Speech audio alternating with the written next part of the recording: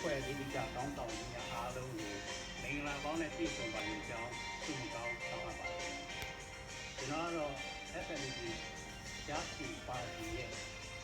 ပြည်တွင်းမှုဖြစ်ပါတယ်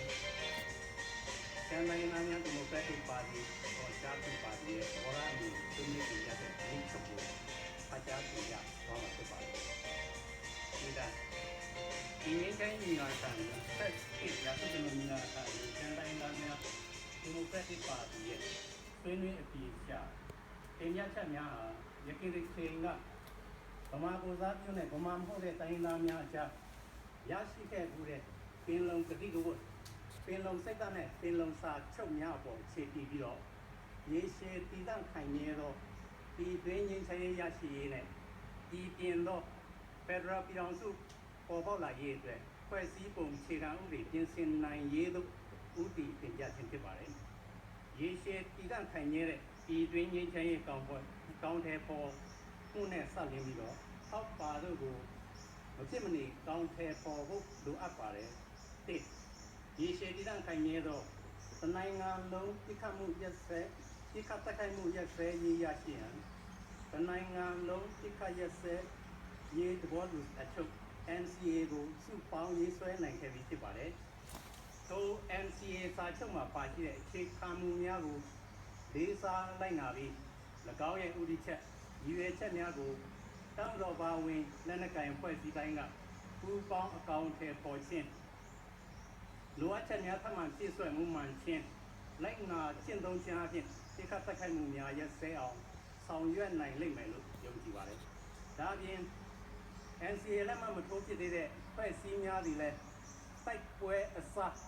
စပွဲဝိုင်းနိုင်ငံရေးယဉ်ကျေးမှုကိုပိုလုံးမိုးအလေးပေးခြင်းအပြင်နိုင်ငံတော်ရဲ့အနာဂတ်ငြိမ်းချမ်းရေးကိုပူးပေါင်းဆောင်ရွက်သူများဖြစ်လာကြလိမ့်မယ်လို့ထင်မြင်ယုံကြည်ပါတယ်။အနာဂတ်နိုင်ငံတော်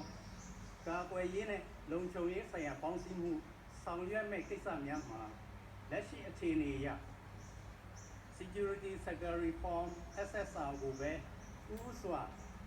အလေးပေးဆောင်ရွက်သင့်ပါတယ်။နှစ်တိုင်းသားပြည်သူလူထုလိုလားတောင်းတဲ့စစ်မှန်ပြည်ပြင်းတဲ့ဖက်ဒရယ်ပြည်ထောင်စုတည်ဆောက်နိုင်မှသာလျှင်တိုင်းသားပေါင်းစုံစုစည်းနေနိုင်ကြတဲ့ဒီနိုင်ငံတော်ကြီးတည်တံ့ခိုင်မြဲရေးငြိမ်းချမ်းရေးကိုရရှိနိုင်မှာဖြစ်ပါတယ်။စစ်မှန်ပြည်ပြင်းတဲ့ပြည်အောင်ဖက်ဒရယ်ပြည်ထောင်စုဆိုတဲ့နေရာမှာဗဟိုချုပ်ကိုင်မှုကြီးမားသောဒီနယ်များကခံပြလက်ဝေခံမြတာအာဏာရရှိသောပေါ်ဆိုင်ဖက်ဒရယ်ပုံစံမျိုးသို့မဟုတ်လိုအပ်ချက်ရတာလျှင်နိုင်ငံငယ်ပြည်နယ်များပေါင်းစည်းထားတဲ့ Confederation စနစ်ပုံစံမျိုးမဖြစ်ဖို့လိုအပ်ပါတယ်။နိုင်ငံရေးအခွင့်အာဏာကဏ္ဍစီးပွားရေးအခွင့်အလမ်းများနဲ့တရားစာကပွဲဝေမှုကဏ္ဍလူမှုရေးရာအပြားပြားကဏ္ဍအသီးသီးမှာပြည်နယ်အသီးသီးတိုင်းသားအသီးသီးတို့ရဲ့တန်းတူညီမျှမှုရရှိမဲ့ Federal Model ဖြစ်ရန်ကြိုးစားတည်ဆောက်ကြရပါမယ်။စစ်မှန်ပြည်ပြင်းသော Federal ပြည်အောင်စုတည်ဆောက်ရေးနဲ့ဆက်လက်ပြီးတော့ပြည်ပြင်းတဲ့ Federal ပြည်အောင်စုတည်ဆောက်ရေးမှာ1940ခုပင်လုံစာချုပ်အပိုက်9ပါတတိကဝတ်ရဲ့နှစ်သာရကိုခေါ်ဆောင်ရန်အထူးလိုအပ်ပါတယ်။တိုင်းသားများလိုလားတောင်းတဲ့ဖက်ဒရယ်အခြေခံမူရှစ်ချက်နဲ့ဆက်လင်းပြီးတော့မိမိတို့ပါတီရဲ့သဘောထားကိုအောက်ပါတိုင်းတင်ပြရပါတယ်။တစ်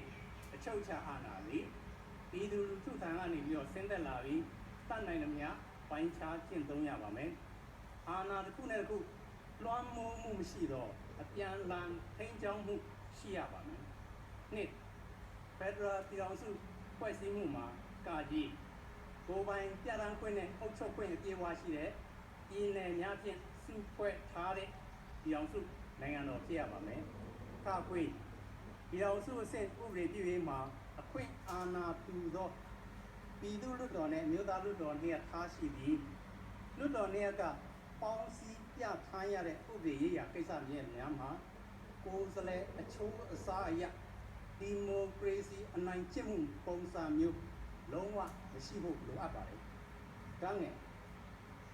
ပြည်အောင်စုဖွဲ့စည်းပုံအခြေခံဥပဒေရှိတယ်လို့၎င်းနဲ့မဆန့်ကျင်ပဲဒီနယ်အသီးသီးရဲ့ဖွဲ့စည်းပုံအခြေခံဥပဒေကို ရေးဆွဲပြဋ္ဌာန်းပိုင်ခွင့်ရှိရပါမယ်ပြည်ထောင်စုအစိုးရကအောက်ဖော်ပြပါဌာနများရဲ့